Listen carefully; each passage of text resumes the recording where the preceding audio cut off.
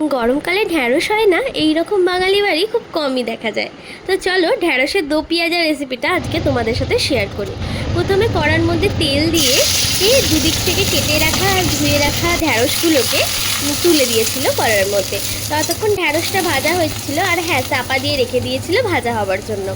ভাজা হচ্ছিল ততক্ষণে গোটা জিরে, গোটা ধনে, গোটা মৌরি, শুকনো লঙ্কা, তেজপাতা, আর ওদিকে ফোড়ন দেবার জন্য গোটা লবঙ্গ আর দারচিনি নিয়েছিল।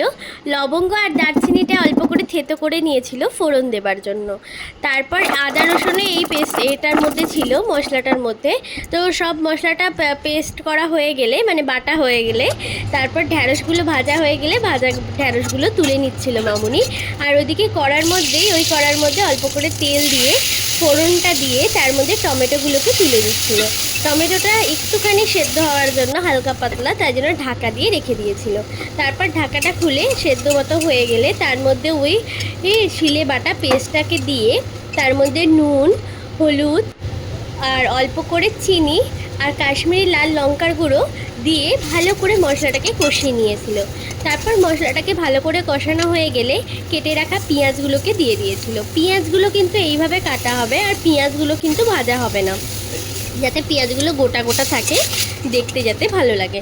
তো অল্প করে জল দিয়ে নেড়ে চেড়ে নিয়ে তারপর ভেজে রাখা ওই ঢ্যাঁড়সগুলোকেও তুলে দিয়ে ভালো করে কষিয়ে নিতে হবে।